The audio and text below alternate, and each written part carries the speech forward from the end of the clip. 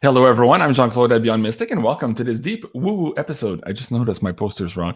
Of course, this is our new series poster here, Life is But a Dream, with the amazing Catherine Edwards. You can find her work here on YouTube at Catherine Edwards and also at CatherineEdwardsAcademy.com and CatherineEdwards.live. Catherine, that's a mouthful. How are you? Welcome back to the show.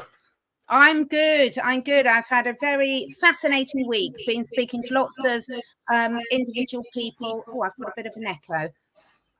Lots of individual people and lots of really great discussions. So I've got lots whirling around in my head. So I'm looking forward to a good chat with everyone tonight. Well, it's always a good conversation when you're here too, and we're a little bit discombobulated here. Before we started the show, folks, my dog was going ballistic as I had 2 deliveries just as we were attempting to start the show here today. So thank you so much for joining us here on this live interactive show. I'll change that top banner here in a second. Of course, it's not a pay-per-view. And welcome, everyone. So we might be taking some questions from the audience a little bit later on in the show, but we want to start the conversation here on this idea that we kind of have to collectively change our focus and have maybe a higher level conversation than the one we've been having. At a certain point, we have to realize that you can only go so far with a certain initiation, and then when that's done, or when it no longer yields any new information, you have to change your track and your questioning in order to get to the next level. And so this is perhaps the reason why I brought up a hint of this conversation here in our new poster, Life is But a Dream. And my question here to the audience is, are we where we think we are? And are we when we think we are? Catherine, with that said, where do you want to start the episode here today? There's so much we've got to talk about today, and I'm really excited about it and seeing what everyone else thinks about it. I've had some really, really interesting discussions with myself this week. And as you were saying, there's places where they send people like that. But there's so much I want to discuss with you and the audience. So why don't we start with, okay, there's been a lot of talk over the last year and frustrations that things aren't going as fast as people would like them to go. And there's also in forums like this, there's a lot of discussions that we need a certain number of people to be awake before things progress. So that's one side. So it's almost like those of us who think we're awake are waiting for more people to join that vibration, that bandwidth, whatever you want to cause, for things to move forward. But at the same time, we're quite critical of people that say have got this and think that we need to have this to protect them. So this whole, I'd love to open it up with this discussion about, on both sides, there seem to be this, we think another person or another group of people have got to behave differently for us to achieve the reality that we want. Well, I'm not sure I have the answer to that, but that's a great question. Right. Let's open it up for conversation. What do you guys think in the audience? Because, you know, we've been discussing, Catherine and I, since the offset or the beginning of our shows, that we needed to have compassion for each other, and that everybody else's soul contract and soul mission is not ours. Like that result of that soul contract is not ours. We are only responsible for ours. Yet we say that, but sometimes we get caught in this loop of, is it also the truther community that's part of it? Is it, of course, the mainstream media, the propaganda machine? We're still getting caught in these divides. And that whole tactic of divide and conquer has worked really, really well against us as humanity for a long time. And this, again, is why we're trying to have these conversations maybe at a higher level, so that we don't do that divide portion. Now, in and of itself, I think it will happen. I mean, organically, soul contract-wise, universe has plans. And so whatever we as humans think, things are probably not going to develop anywhere closely or remotely the way we think it will. So at some point, we just have to do ourselves. And I think this is the hard part for a lot of people in this community who are trying to help each other, their families, their friends wake up, only to realize that at this stage in the game, I think it's all about doing ourselves. Everything else will kind of fold out the way it's supposed to be. What are your thoughts on that, Catherine? Yeah, I think there's so many different layers to this. And I'm also looking at the comments in the chat as well, as much as I can keep up with them. So let's take it on a couple of different levels and then I'll pull it all together. So as a mother, and we've mentioned this before, you know, as a parent, you're making decisions for your children before they're even born. So it's part and parcel of being a parent, whether you're a two-legged children, four-legged children, winged or scaled. You know, you do have to make decisions for those in your care up to a certain point when they're old enough to do that for themselves. And also as a parent, I was personally very grateful when I had my first child to get other people saying to me, hey, have you thought about this? Have you looked into these? And are you sure you want to do that? So we can't all think of every possible question to ask at every stage of times. You know, we're all at different levels of awareness. And so sometimes I think it's really important that people pose that questions to you. Have you thought about this, etc.? But also I think there's a lot of people that would call themselves part of the awakened community or the spiritual community who are very much, it's all just about us and not about anyone else. And I can see that point of view as well. But my but for that is if no one spoke up, if you didn't have the Judy Mikoviches, if you didn't have all the scientists speaking up, if you didn't have all the people that's most of the names I can't mention on here that we've all been referring to over the last of the year, then none of us would know anything. So I think there's this fine line. And I think people sort of at the moment there seems to be a lot about, well, just view everyone with love. But for example, I'm having a lot of situations in some of the groups that I'm interacting with, more outside the YouTube community, more in daily life, where people don't even want to ask the questions. It's very easy if someone asks the questions and you're in that discussion to then ask it in a questioning way and not a telling way. But when people are not even at awareness when they know there's a question to be asked about it, then that's why I think it gets tricky for people, because we have seen a lot of progression this week. I think is it Denmark? Where is it that they've just brought in the lockdowns for the people that are not here? I've seen it all over the place today. And, you know, at what stage do we say, yeah, we need to keep the pressure up and speaking out, because otherwise it's taking choice away from everyone? It's a very difficult balance, and one that I don't see is going too well at the moment in most of the conversations that I'm looking at. So I really don't have the answers, but it's what you and I spoke about last time in terms of, do we as a community, and I'm looking at everyone on here, to say, you know, everyone on here, do we need to change the track? Because there's a lot of people here saying it's a lost cause until the TV goes off. Well, I wouldn't go with that, because I'm not going to wait for the mainstream media to say something, because that's like me waiting for someone to come along and shoot me. You know, I don't know. It's a very interesting discussion, and I'd love to have more open discussions with people and hope that by having those discussions, we come up with some different solutions that we haven't necessarily got so far. Right. It is a fine line. So a couple of thoughts came up as you were saying that. To me, okay, so let's go back to our poster, Life is But a Dream. And I think it was in your show last week or maybe the week before. We said, hey, if people don't wake up from this dream is turning into a nightmare for a lot of us. And you just mentioned Denmark as an example of the nightmare now that is imposed on the other people who are the other half of this equation.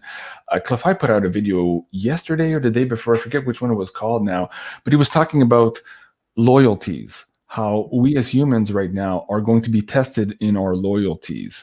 And when you said, oh, things don't look too great, I agree on the surface, there's a lot of weird, what you would call negative news, but at the same time, that negative news is also right now fortifying on one side of the equation, the loyalties to what he calls the refuseniks, and it's also starting to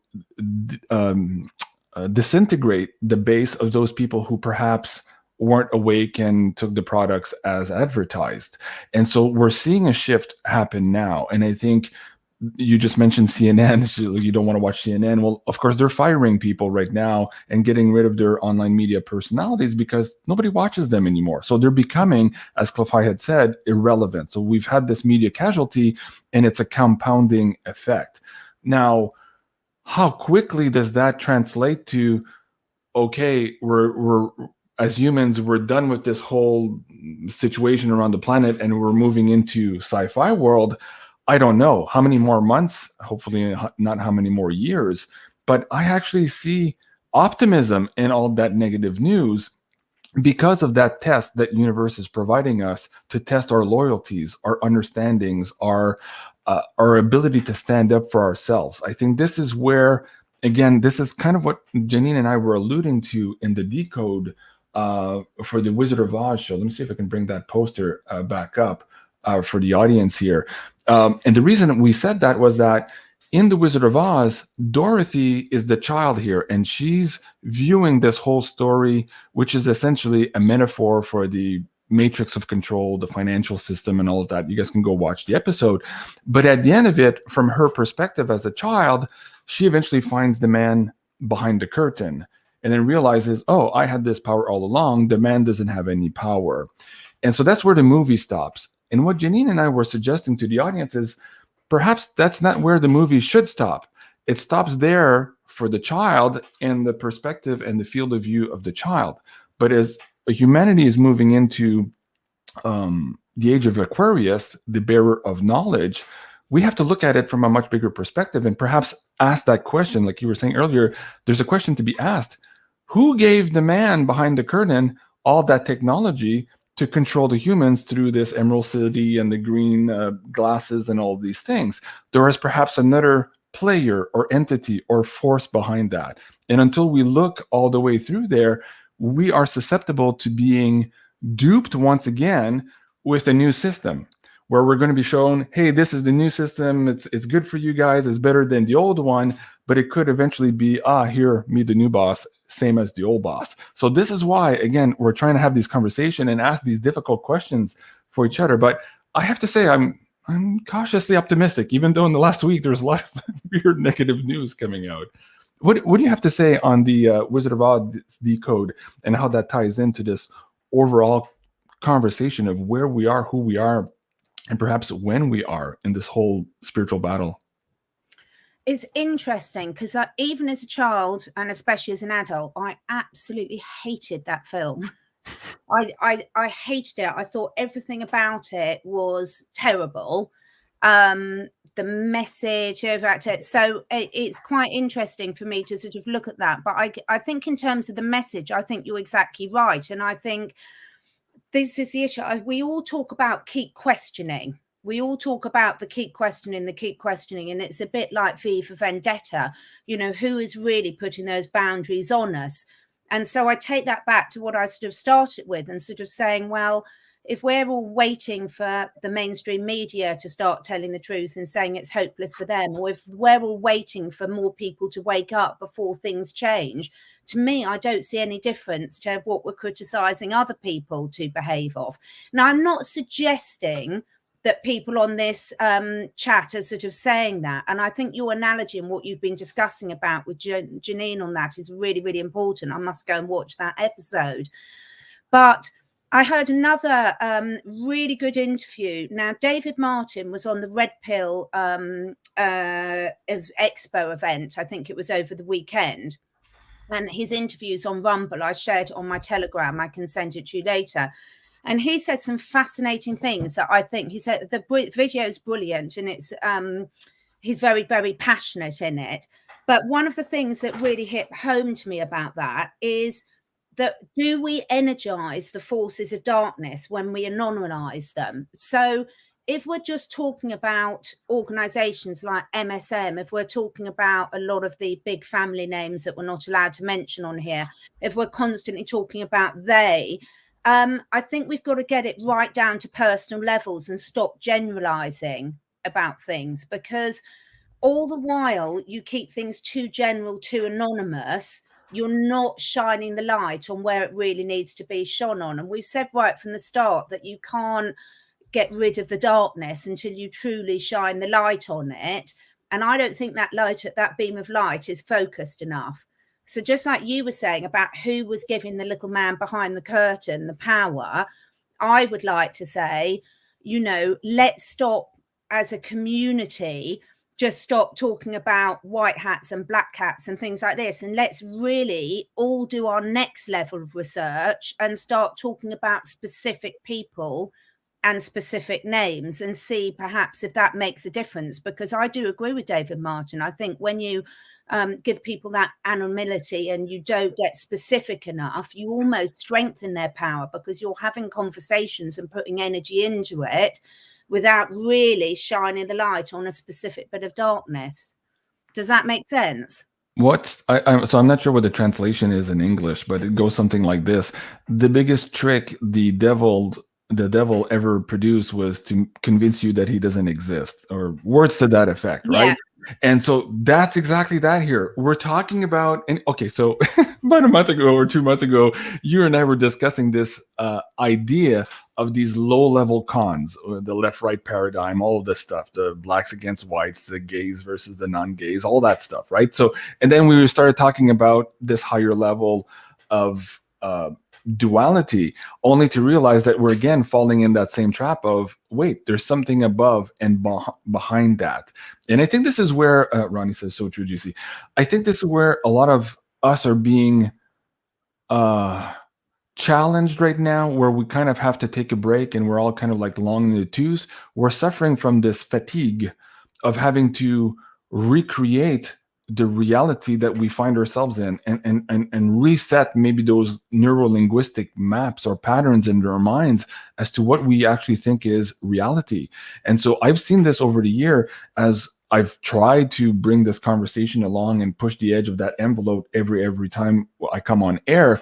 I've seen some people get frustrated with me saying, oh, well, JC, it was this last week. I'm like, I know, but that was my understanding last week. And now we have to go further, and we have to perhaps revisit what we thought was correct last week. And at that time, it was appropriate to think that was correct last week. But now we have new evidence to look at, and perhaps now it's time to question it. And so for people who've been in this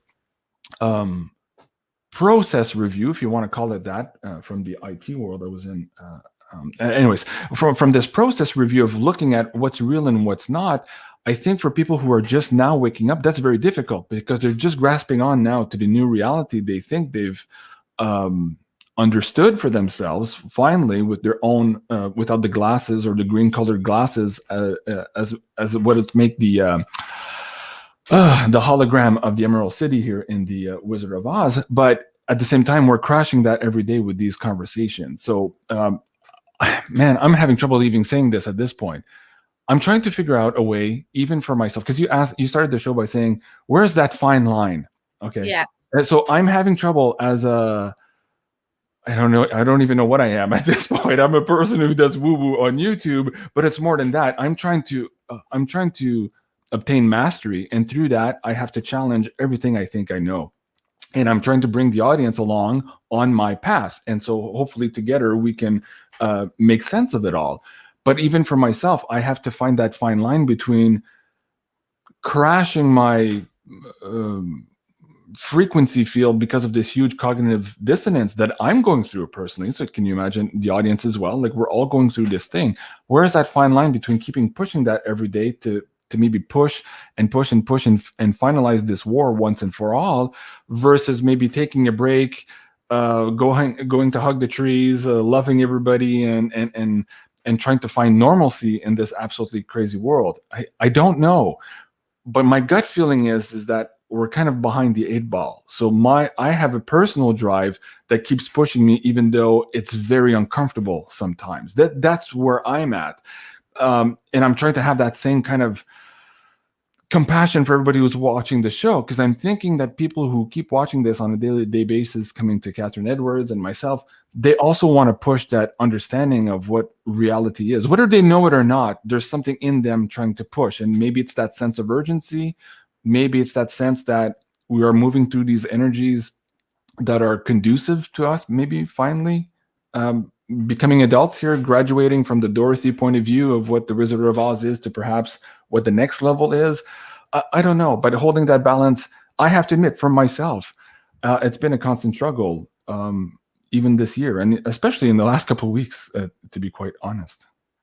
Yeah, I mean, I'm very lucky because, as I always say, because I do believe I create my own life, because I've got my animal sanctuary and things, I spend a huge amount of time from sort of 5 o'clock in the morning till 11 o'clock at night out in nature.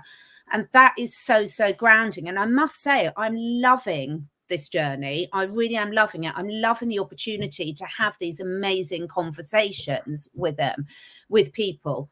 But there's a reason we've spoken quite a bit with each other and with other guests that we've had on our shows about the flight, fight or freeze response. And there's a reason that when you're in a state of real danger, perceived or real, that you either go into the flight, you fight, or you freeze.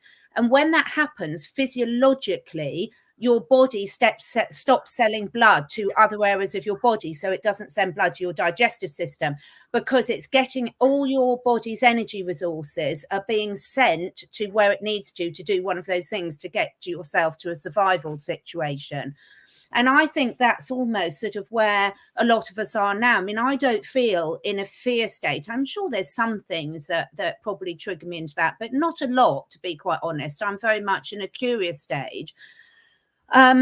Because I do believe that it's all going to be fine. And I do believe we're exactly where we're meant to be.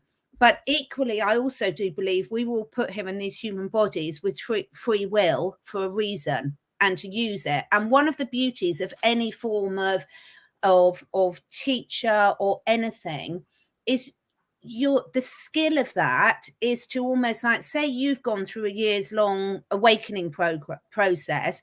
Well, I would hope that everyone who's on this journey with us will have come up with things that were a bit of a red herring, so we don't need to send people down that pathway, and other things that are going to speed up that process. So I think one of the beauties that we've all been on this for a long while, and some people have been on it for 50 years, and some people for 1 year, and some people for 1 month, but we've all learnt a lot during the day, the way, and about what is good use of our time and what resonates and what doesn't. And it's great to pass that on to other people, because each time you pass that on, you speed up the process. And I think, that's why I feel really comfortable having discussions on platforms like this, because there's no one on here that hasn't chosen to be here.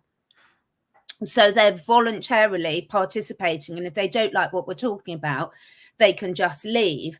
What I'm finding interesting is, in people's day-to-day lives, I'm not seeing a lot of new people want to join in with any of these questions. So, for example, I've seen loads of comments in the chat, well, people saying, have you seen they're offering boosters here? Well, they've been doing that for a long while in the UK, and most people of my age and older have already had those.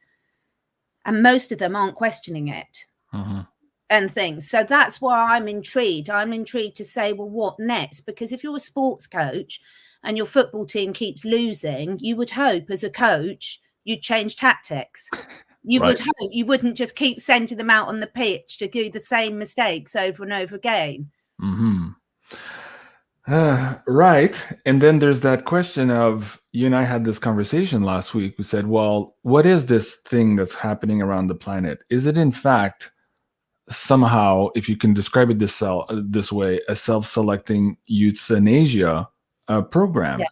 And looking at the evidence, we both kind of says, well, it's sure as hell pointing that way. And now a week has gone by, and all of these news articles are coming out of these people just dropping on mainstream news through, football, soccer, whatever. Like, it's absolutely incredible. So it keeps adding up. And now we're seeing all the media advertising of normalizing maybe heart attacks in children and all of these things. And so they know it's coming up. And it's funny because on one hand, I had a friend of mine last week, and I don't know if I said it in the show with you, or if it was the week after, who just kind of finally just succumbed to it. So she was a refusenick, and then she just finally said, okay, I give up, right? And as much as if that hurt me, and I was kind of scanning my horizon of who's in what camp, like that test that we're undergoing now, the loyalty test. I saw that person fall to the other side, but in general, I'm seeing more people from the other side wake up, whether that's because of the financial system breaking down and they're like, hey, wait, what's going on here? This inflation is not transitory. These guys are lying, right? Or whether it's because they're looking at sports and saying, oh my God, why are these people dying all of a sudden? What's going on here? Something's not right. So I'm seeing more people going from that camp into ours versus ours going into that one. So again, it's exciting, but well, you said something really important there, Jean-Claude. Sorry to butt in, but this is exactly what I was talking to my ponies about an hour ago. They have really good conversations with me. They just nod and eat.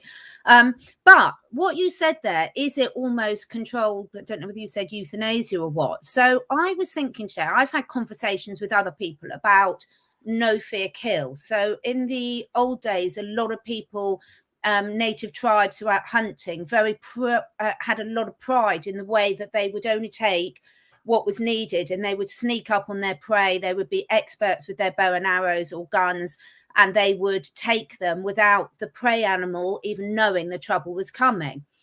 And I did actually think that, I thought in the current scenario, because a lot of the people that are having problems are not expecting them at all.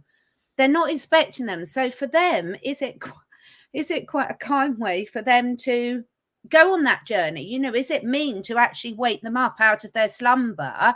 Because if that's their soul destiny, as everyone keeps saying, and their soul journey to do that, should we just let them go in blissful ignorance? It's just a thought.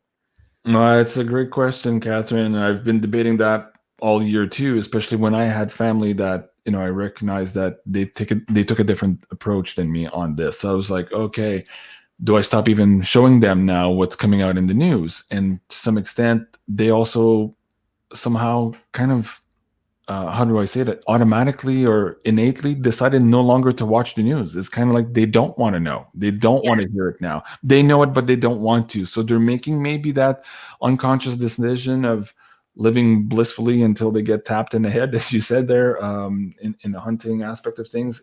It could be. I wanted to backtrack to something here, and I'm trying to figure out where it fits in, because a lot of people like you and myself had huge reactions to watching The Wizard of Oz as a child. For me, it was very scary, but there was an pinning dread to it, and I can never find why until just very recently. That's weird. I saw the financial decode maybe 10 years ago. I'm like, oh, okay, that's what that movie was about, and I understood it. But when I re-looked at it recently, I realized that these ruby slippers are also the key here, because in the book, she had silver slippers. And of course, that was alluding to silver meeting the foundation, the yellow brick road. That was really the core of the financial system, as opposed to the illusion of the paper dollar and the wealth of Emerald City. But these rubies, or these Red Shoe Club, if we want to call it that, from Hollywood, really brought another perspective to it. And so now, again, this is why, as humans, we're challenged to have these bigger conversations and to name those perpetrators. I think this is pressing up against the field now. I think we're very close to it. I mean, we've seen cracks in that facade over the last number of years. It started with, for the people who are interested in pizza, for example, it started a couple of years ago. But I think now we're at this point where, when this goes, and I believe it will, it's going to be so massive that this might get that other quadre of people who are still in that test for human loyalty to really make that leap to becoming a free human, standing alone human, knowing who they are, where they're going, and having the ability to do so, as opposed to accepting to live under this Emerald City illusion that we've all been brought to submit to. And today I'm recording a new investigation show with Janine, and it's all about Walt Disney. And so it kind of follows up on this Wizard of Oz thing, and it's going to bring you guys towards, I know, like even now, I worked like 4 hours this morning prepping the slide deck for this one.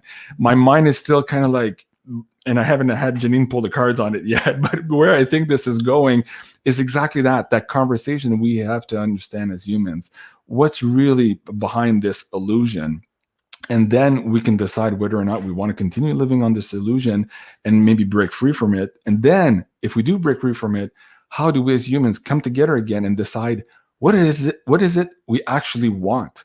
Because in Walt Disney, the whole idea of should I say this now? Okay, the whole idea of using children and propaganda was to bring us to fortify that illusion of which we are in now. And so if you look at the baby boomers after World War II, how they were brain programmed and mind controlled through television, through all of these different tactics that perhaps were perfected or started in World War II, we see the result of that now. But that system is crumbling. And so we're getting that point now where the controllers want to give us a new system, and we have to figure out if that's the system we want, how to break it, and then what we actually want. Because everything we think we want them because we were programmed to want them.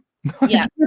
Maybe 99% of it. For people who are highly, highly awake and mastered of self, they now are in control of their vehicles, but there's still maybe remnant programs of things that they think they want or that they desire, but it's absolutely not coming from their soul direction. It's coming from all of these past programs that we were so invaded with to begin with. So again, that's going to be a deep conversation moving forward.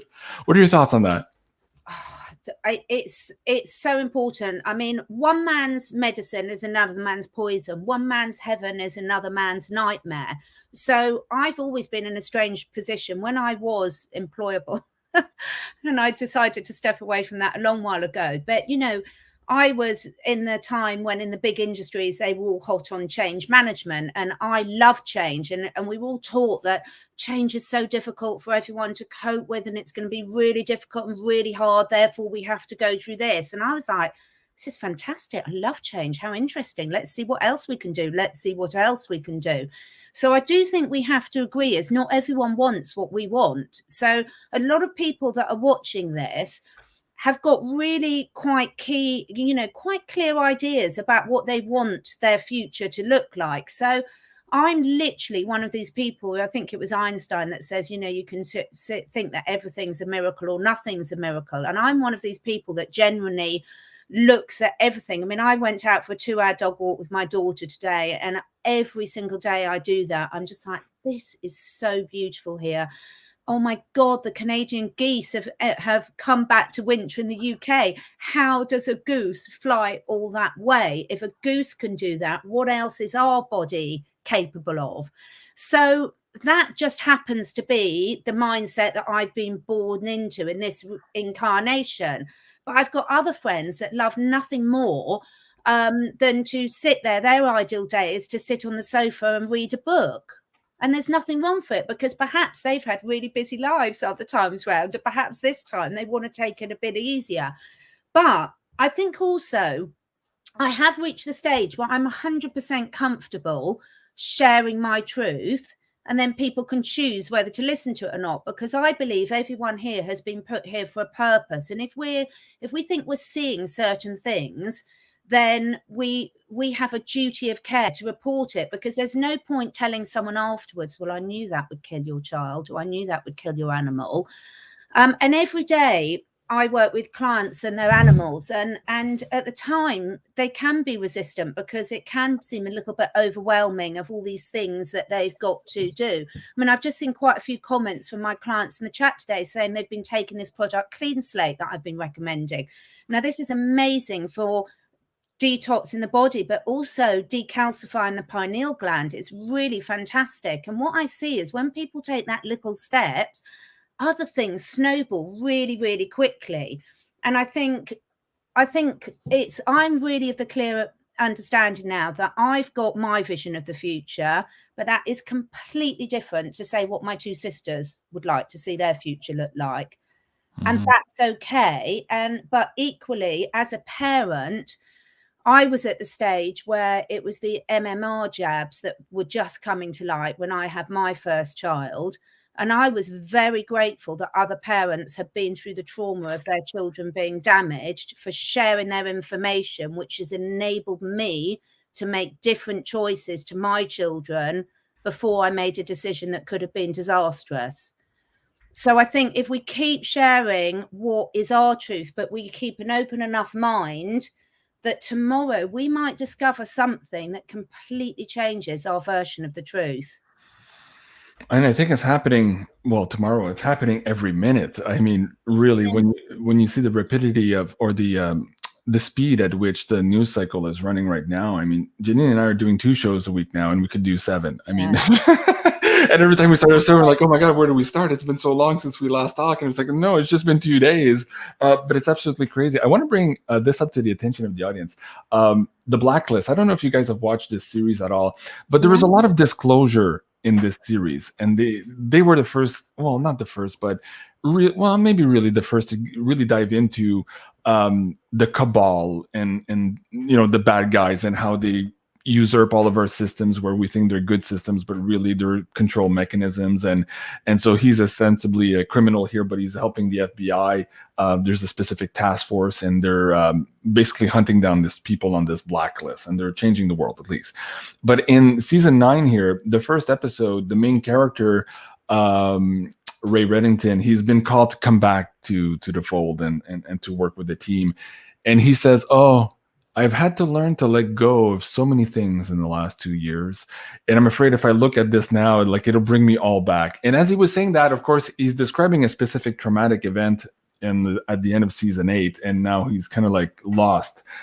But when I looked at it, it's like, oh, he's also talking about these last 2 years here. Because for me, I've also had to learn in the last 2 years to let go of so many things, people including, belief structures, things I used to take for granted, going to the movies, to the restaurant, like things like that, right? And so we're all being called to let go of things. And I think at first we resist that, and it's hard because these are the things that we know, and these are the things that create and solidify and make our reality, I guess, worthwhile. But as you start losing these things, you're like, well, what am I going to be left with? And then you go through that process and you realize, hey, wait a second.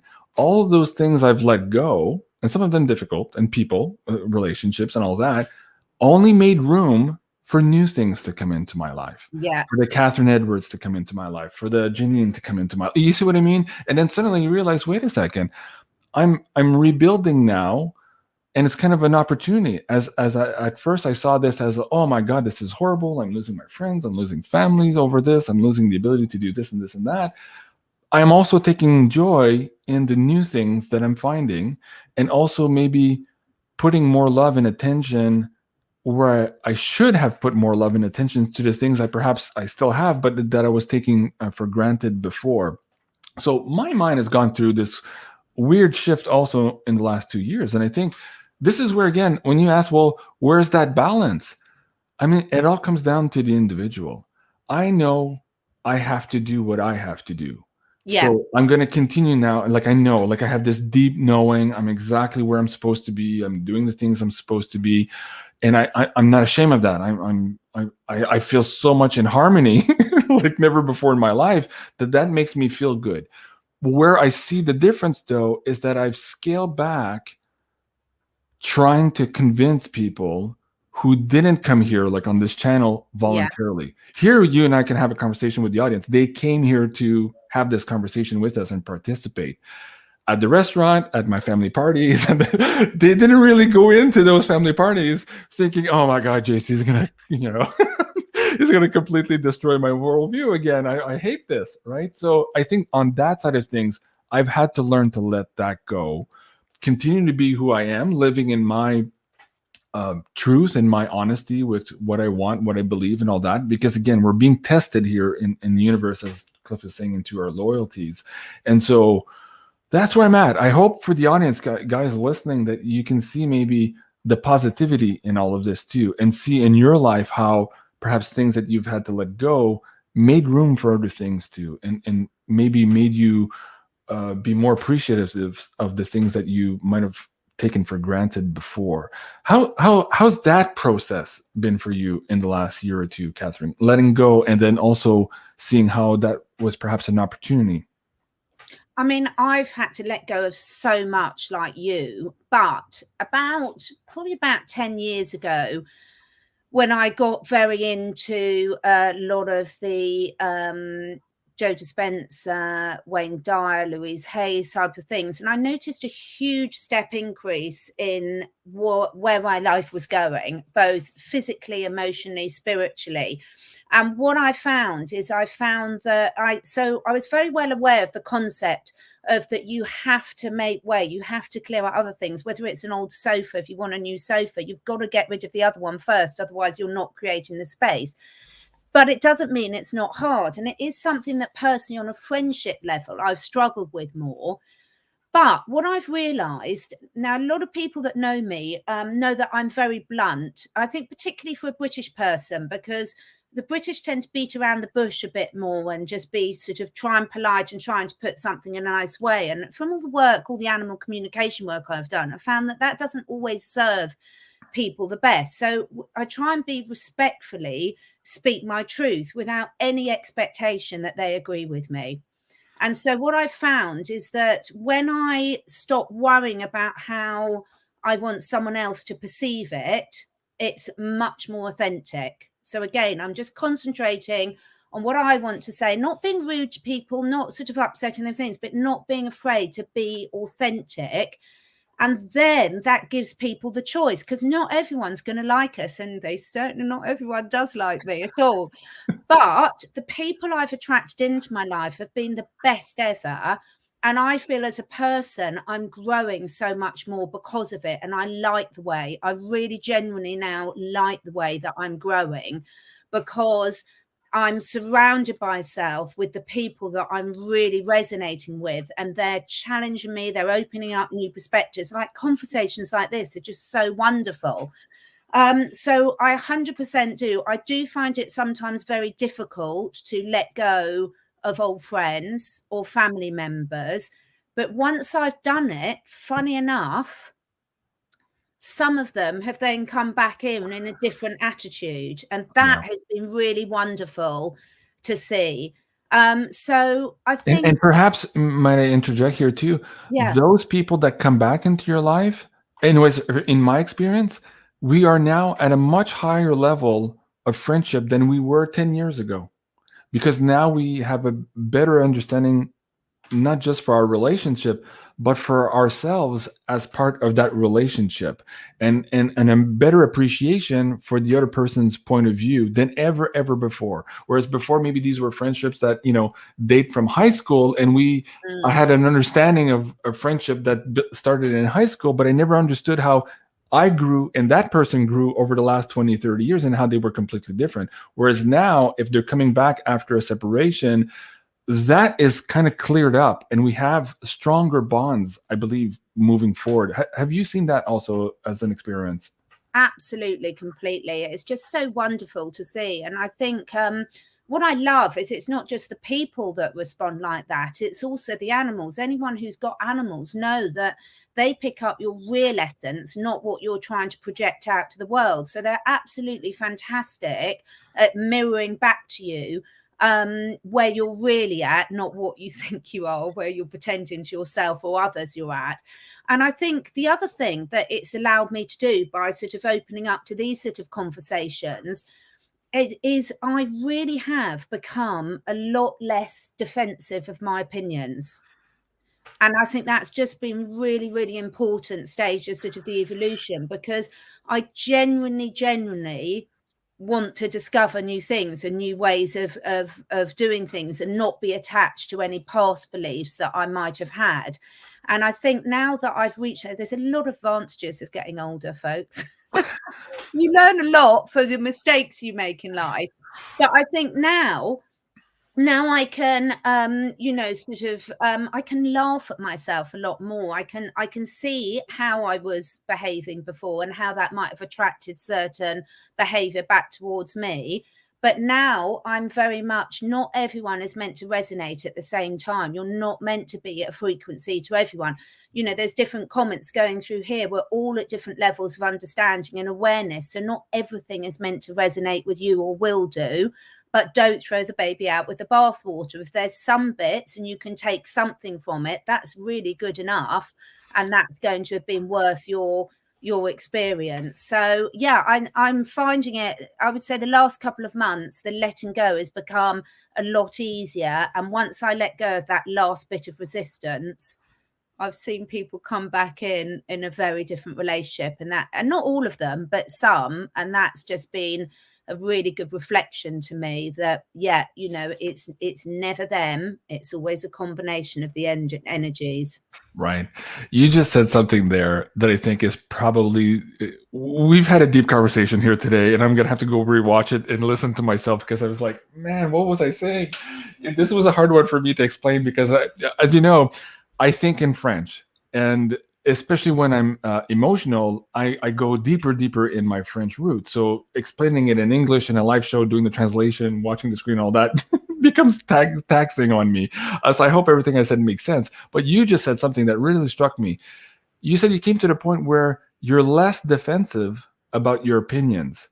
And you struck me because, oh my God, so have I. And I've just realized this really recently. Whereas, let's say, for example, in 2008, when the financial system took an ugly turn, let's put it that way, I was telling everybody, hey, dude, it's a Ponzi scheme. Like, guys, get out of this. It's crazy. It's a Ponzi scheme. And people would look at me like, no, you're crazy. They'll just, you know, everything's okay. The sky's not falling, blah, blah, blah, blah, blah. And at that time, I took it personally, because that idea I thought was me. My understanding of the world around me, I equated that to who I was. Whereas today, because of how quickly my reality is changing every day, every minute of every day, as we're presented, and I'm gathering all of this new information, I'm realizing that my opinions are not me. My opinions are transitory, because so too is the nature of our reality. So how can I be offended with people who don't have, who oppose my opinions? I don't anymore. It's a transitory thing, and they're at their level of their understanding with their opinions. They could be ahead of me, they could be behind me, they could be exactly on the same page with me, and that's okay. That's their trajectory.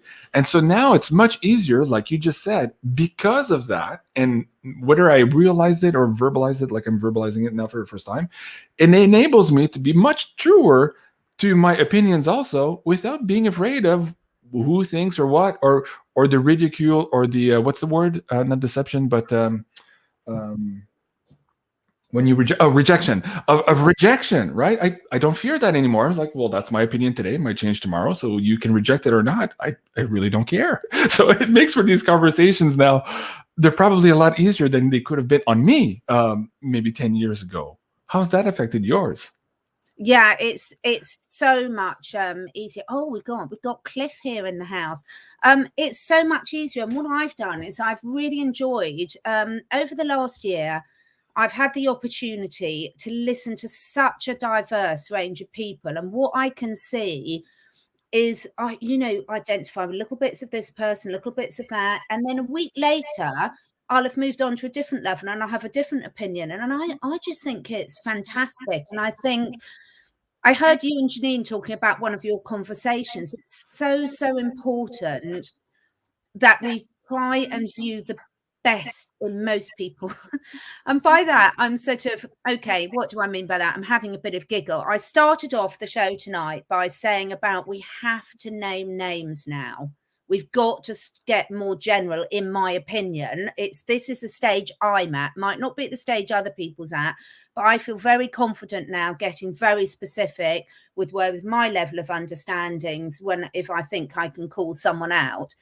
Because, you know, at the end of the day, I've seen the conversations and what my doctor's sending out. And I think in their position, it's completely inexcusable. And I'm very happy to call them out as one example. But I think it's really important we keep that open mind, we keep listening, we keep educating ourselves, and we don't just get into this repetitive mode where we're forwarding everything on Twitter or Telegram or whatever, and just Chinese whispers that are going a bit off track. I think even if it's our favorite person that we're listening to, we still think, yeah, do I want to spread this on? Do I want to play it forward? Do I really agree with it? Is this the vibration I want to be sharing? because we want to drop those false idols. We want to keep an open mind. We want to keep tuning in with our bodies. And that's another area that I've had another step up over the last year, is really stop having to intellectually explain everything and just feel the confidence that if it really feels wrong with me, even if my science friends are going to laugh at me because I can't give them the papers or I can't prove it, if I'm really feeling it, then I'm going to be confident to say it. And just, that's what I'm feeling. You don't have to feel the same. Because up until very recently, sort of coming from a scientific background, it was very frowned upon if you couldn't prove everything. Well, everything that you can prove a year later might be disproved anyway. So, I think keep pushing it forward, keep exploring, keep asking the questions, and keep learning. Absolutely. Our friend Lisa says, I love the Flavor Woo video by Uncle Cliff. And John says, yes, Cliff, more videos. So guys, there's 3 last videos here since the 11th, I think. Flavor Woo, Yielding Woo, and what's the other one? Consequences? Or Complication Woo is the 3rd one here. Yeah, go check that out. And there you'll get a deeper understanding of what Catherine and I were kind of alluding to. Hopefully we were paying homage to what Cliff was saying here about how universe is testing us right now in our loyalties. And we are all going through this test, whether we know it or not. So that's a fabulous entry into that video. So go check them out on BitChute. That's bitchute.com/Cliff_. Please come and join us next time in this chat, Cliff. I can only imagine how brilliant it would be if you want to come and join one of them. Life is but a woo with Cliff High. Yeah, that would be pretty cool. I could change the poster for that. Yeah, life is but a woo. Or yeah, okay. Cliff, you're always invited. Of course, you're always invited. So that would be really cool. Hey, Catherine, before we go, we have 5 minutes left on the show. You mentioned at the beginning in the pre-show you needed to address something with your bookings and the different websites and what people are expecting from you. Can we get into that now before we go? Yeah, thank you so much for reminding me, because I meant to say it last time because I've been getting hundreds of emails on it. So I have the 2 websites. I have the CatherineEdwardsAcademy.com, which is up until now been my training courses and my consults. So if you wouldn't mind just scrolling down there on the page, if you can, JC. Basically, if you scroll down on that homepage, there's various courses there, but you can also book consults from there. But there isn't a booking calendar there. So if, say, you go on to one of the consults we've just scrolled past, you would basically, there's a little video at the top of the page which explains, I am moving across all my consults to make it simpler to my CatherineEdwards.life website. So by the end of the week, there'll be a separate tab on there to book the consults, because the training site isn't very user friendly. So for anyone booking this week, please do look at the little video at the top when you go onto the right consult page and just follow those instructions. And I will then email you once I've got your consult form and you're booking and arrange a time with you. And then it will be much more straightforward from next week onwards. So because you will be able to select some time slots as well. But which is going to make it much easier for people across the globe. So I've got certain bits of the week that I allocate to the consults and but they are getting very, very booked up before Christmas. So I wanted to mention it because I get so many emails each week about it. So thank you. Okay, very good. So there you go. And of course, you can follow her and her work here at Catherine Edwards on YouTube. And if you're watching this video on Catherine's YouTube channel, please come over to mine here at BeyondMystic. This is our 3rd channel. So you can find me at Jean-Claude at BeyondMystic 3 and click that subscribe button. Tonight, we have Janine coming back to the show. Wait a second here. Does that make sense? Yes, she is. Hopefully, our friend Bruce Sees All has seen his email and he's coming to the show tomorrow. We're looking at some really cool stuff happening on the moon, so you'll be excited about that. Sacred Temples with Robin McLeavy is coming up also tomorrow night. This is a friend and family of Wow, I have trouble speaking today. Of Janine. Anyways, she's into some really, really cool healing things. Really excited to bring that on the show. Rob Kirby's coming back, and also as Craig Hemke this week. We're looking at some weird things happening in the financial system, and these guys are going to help us decode of that. So anyways, there's like 23 or 40 shows here already coming up in the live streams. As you can see, these are the upcoming live streams. I'll be pretty busy here in the next couple of weeks with all of this stuff. So thank you so much, everyone, for joining us here today. I absolutely love these conversations with Catherine. Merci beaucoup, Catherine. And of course, yes, it is true. Life is but a dream. Where and when are we? That is the question. Perhaps for the next show next week. Thank you, Catherine. Have a great day, and we'll see you soon, everyone. Thank you so much, everyone, for your brilliant comments. Au revoir. Bye.